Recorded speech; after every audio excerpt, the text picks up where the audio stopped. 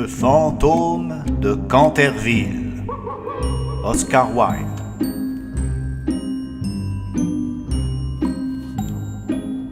L'orage se déchaîna toute cette nuit-là, mais il ne se produisit rien qui mérite d'être noté.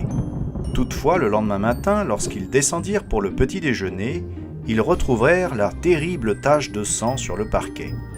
« Je ne crois pas que ce soit la faute de l'extradétersif, dit Washington, car je l'ai éprouvé avec tout.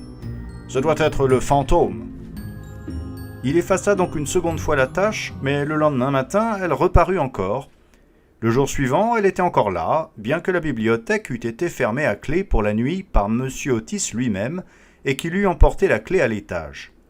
Toute la famille fut dès lors fort intéressée par cet événement. M. Otis commença à soupçonner qu'il avait été trop dogmatique dans sa dénégation de l'existence des spectres.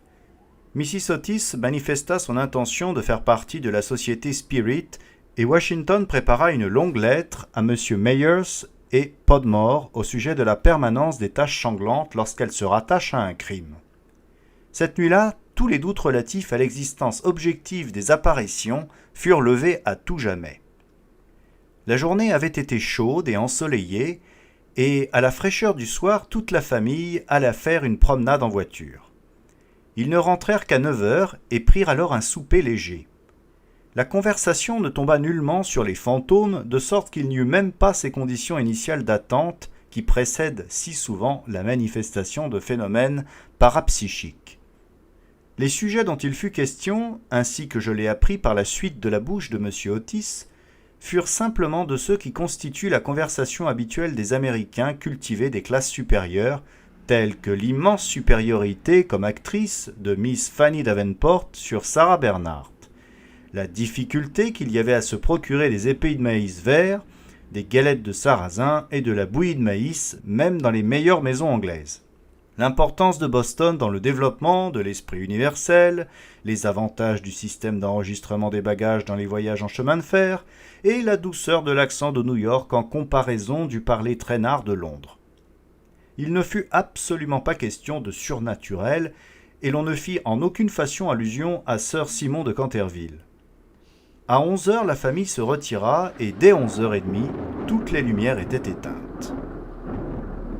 Quelque temps après, M. Otis fut réveillé par un bruit bizarre dans le couloir, à l'extérieur de sa chambre.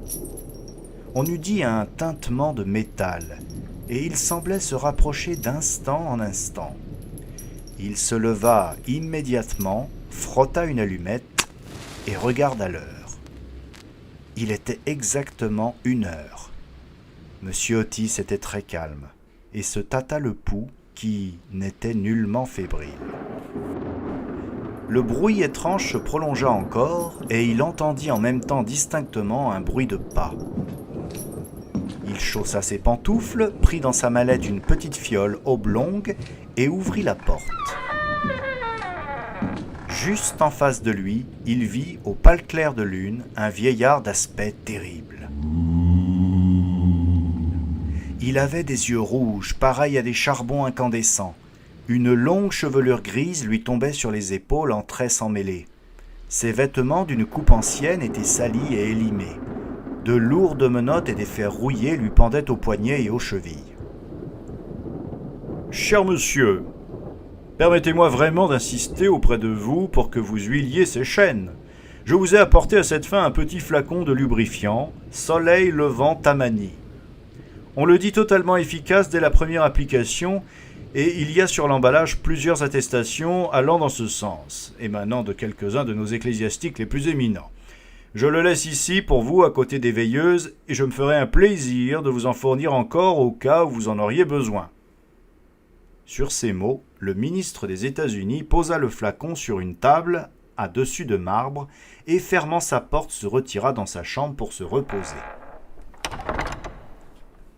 Un instant, le fantôme de Canterville demeura absolument immobile, dans un accès d'indignation bien naturel, puis, ayant lancé violemment le flacon sur le parquet poli, il s'enfuit le long du couloir en poussant des gémissements sourds et en émettant une lueur verdâtre et fantomatique. Mais au moment précis où il atteignait le haut de l'escalier de chêne, une porte s'ouvrit brusquement, 2 petits personnages apparurent, vêtus de longues robes blanches, et un gros oreiller lui frôla la tête avec un sifflement. Il n'y avait manifestement pas de temps à perdre, aussi, adoptant à la hâte comme moyen d'évasion la 4e dimension de l'espace, disparut-il à travers le lambris et la maison devint-elle absolument silencieuse. Dès qu'il eut atteint un petit cabinet secret dans l'aile gauche, il s'appuya contre un rayon de lune pour reprendre haleine et se mit en devoir de faire le point de sa situation. Jamais, au cours de sa carrière brillante et ininterrompue depuis 300 ans, il n'avait été aussi grossièrement insulté. Il songea à la duchesse douairière qu'il avait frappée d'épouvante au moment où elle se tenait debout devant son miroir avec ses dentelles et ses diamants, aux 4 servantes qui avaient été saisies d'une crise d'hystérie alors qu'il les avait simplement regardées avec un rire grimaçant à travers les rideaux de l'une des chambres d'invités. Il pensa aussi au recteur de la paroisse dont il avait soufflé la bougie tandis qu'il sortait de la bibliothèque un soir à une heure avancée et qui avait été depuis lors soigné par Sir William Gull pour des troubles nerveux qui le martyrisaient. Il pensait aussi à la vieille, Madame de Trémouillac, qui, s'étant réveillée un matin de bonne heure et ayant aperçu un squelette assis dans un fauteuil auprès du feu et lisant son journal intime, avait dû garder le lit pendant 6 semaines avec une fièvre cérébrale et qui, après sa guérison, s'était réconcilié avec l'Église et avait rompu ses relations avec ce sceptique notoire M. de Voltaire. Il se rappela aussi cette nuit terrible où l'abominable Lord Canterville avait été trouvé étouffant dans sa cabinet de toilette pour avoir été contraint par le fantôme, cela il le jura, à avaler le valet de carreau qui lui était resté fiché en travers de la gorge et dont il avoua, avant de mourir, s'être servi pour soutirer au jeu 50 000 livres à Charles James Fox chez Crockford. Tous ces grands triomphes lui revinrent en mémoire, depuis le cas du maître d'hôtel qui s'était tué d'un coup de pistolet dans l'office parce qu'il avait vu une main verte frappant au carreau, jusqu'à celui de la belle lady Stutfield qui fut contrainte définitivement de porter un ruban de velours noir autour de la gorge pour cacher la brûlure qu'avaient laissé 5 doigts sur sa peau blanche, et qui finit par se noyer dans l'étang aux carpes à l'extrémité de l'allée du roi. Avec l'égotisme enthousiaste du véritable artiste, il passa en revue ses exploits les plus célèbres, et eut un sourire amer en se remémorant sa dernière apparition en tant que Ruben le Rouge, ou le nourrisson étranglé.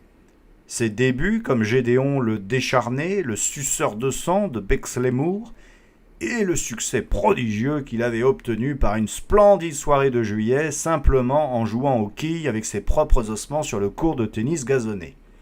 Et après tout cela, quelques misérables Américains modernes venaient lui offrir le lubrifiant soleil levant et lui lancer des oreillers à la tête ? C'était absolument intolérable. D'ailleurs, aucun fantôme de l'histoire n'avait jamais été traité ainsi. Ainsi résolut-il de se venger, et il demeura jusqu'au jour plongé dans une profonde méditation.